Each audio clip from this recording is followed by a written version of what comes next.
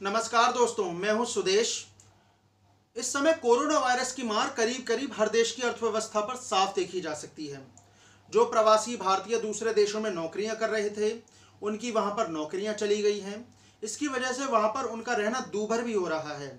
भारत सरकार इस समय वंदे भारत मिशन के तहत उन्हें अपने देश वापस ला रही है।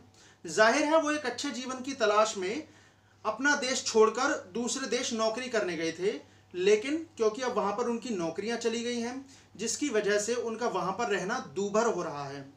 तो इस वीडियो में हम यही चर्चा करेंगे कि जो लोग दूसरे देशों से भारत लाए जा रहे हैं, उनके लिए भारत सरकार क्या क्या कदम उठा रही है, और जो अपने देश में ही जहां तहां फंसे हुए हैं, जिनमें दिहाड़ी मजदूरों की संख्या सबसे ज़्यादा है, उनके लिए भारत सरकार ने क्या क्या व्यवस्थाएं की हैं।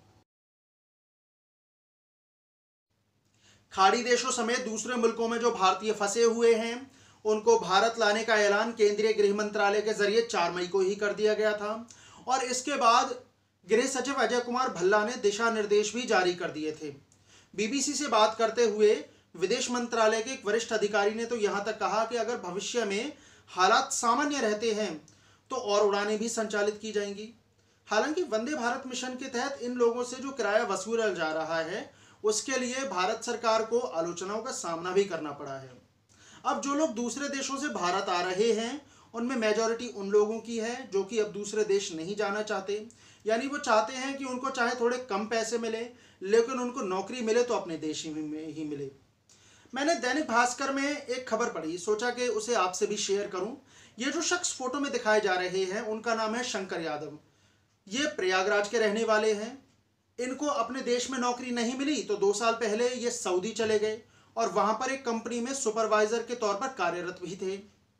अब क्योंकि कोरोना संक्रमण के चलते इनकी नौकरी चली गई, तो हालात यहां तक पैदा हो गए कि इनको 2 वक्त का खाना भी नसीब नहीं हो रहा था। अब ये अपने देश वापस आ चुके हैं, तो अब इनका ये कहना है कि चाहे एक रोटी कम खा लेंगे, लेकिन अब अपने देश में ही काम करेंगे। अब यहाँ पर भारत सरकार के पास भी एक मौका है कि वो ऐसे लोगों की कुशलता का लाभ उठाए ताकि इकोनॉमी को बूस्ट मिल सके। वंदे भारत मिशन के कई हफ्ते तक संचालित रहने की भी उम्मीद है, क्योंकि अलग अलग देशों में दूतावासों पर एक बड़ी संख्या में लोगों ने रजिस्ट्रेशन कराए हैं। वापस आने वाले लोगों में बिजनेस ट्रैवलर और टूरिस्ट शामिल हैं। वो छात्र भी शामिल हैं जिनके कोरोना संक्रमण के चलते एजुकेशनल इंस्टीट्यूट बंद हो गए हैं, या वो जिस हॉस्टल में ठहरे हुए थे उनसे वापस जाने के लिए कह दिया गया है। वापस आने वाले लोगों में वो प्रोफेशनल और लेबरर्स भी शामिल हैं जिनकी नौकरियां चली गई हैं। अब इससे होगा ये कि जो लोग बाहर काम करते थे उनकी नौकरियां चली गई हैं। इसकी वजह से भारत को मिलने वाले रेमिटेंस में भी कमी आएगी। रेमिटेंस का मतलब होता है कि जो भारतीय लोग दूसरे देशों में नौकरियां करते हैं, वो अपने देश पैसे भेजते हैं, जो कि इंडियन इकोनॉमी के लिए बहुत ज़्यादा उपयोगी होता है। इसको हम रेमिटेंस कहते हैं। अंदाज़ा तो ये भी लगाया जा रहा है कि अर्थव्यवस्था को जीडीपी के करीब 2% तक महत्वपूर्ण रेमिटेंस का नुकसान भी हो सकता है। अब भारत सरकार के पास ये मौका है कि जो लोग बाहर देशों से आ रहे हैं, उनकी कुशलता का फ़ायदा उठाया जाए और उनको अलग अलग सेक्टर में नौकरियां दी जाए, ताकि अर्थव्यवस्था के पहिए को गति मिल सके।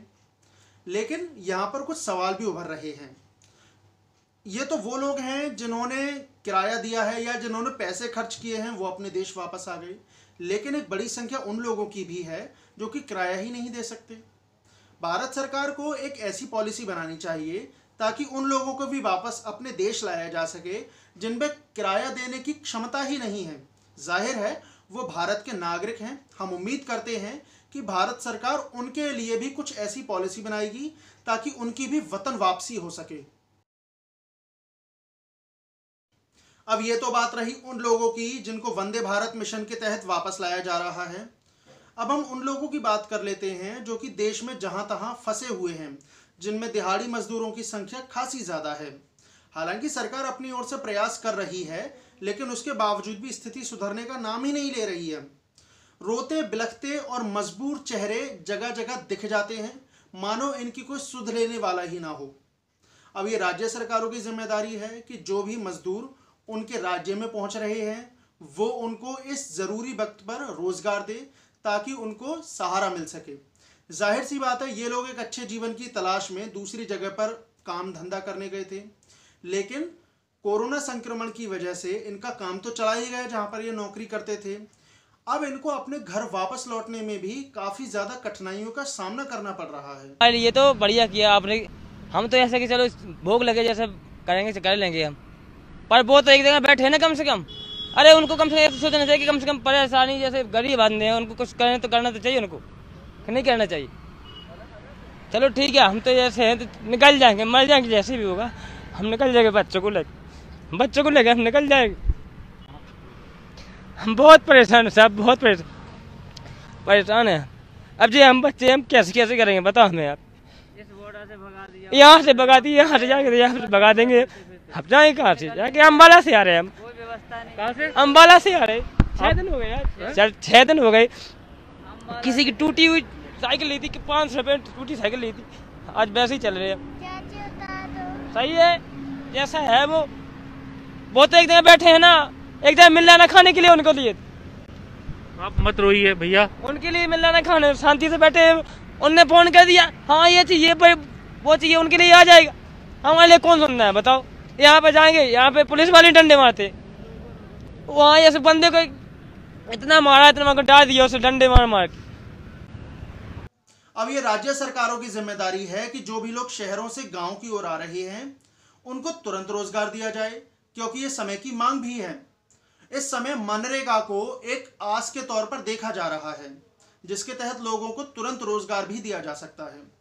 छत्तीसगढ़ सरकार का दावा है कि इस समय राज्य में सबसे ज्यादा लोगों को रोजगार मनरेगा के तहत ही दिया जा रहा है।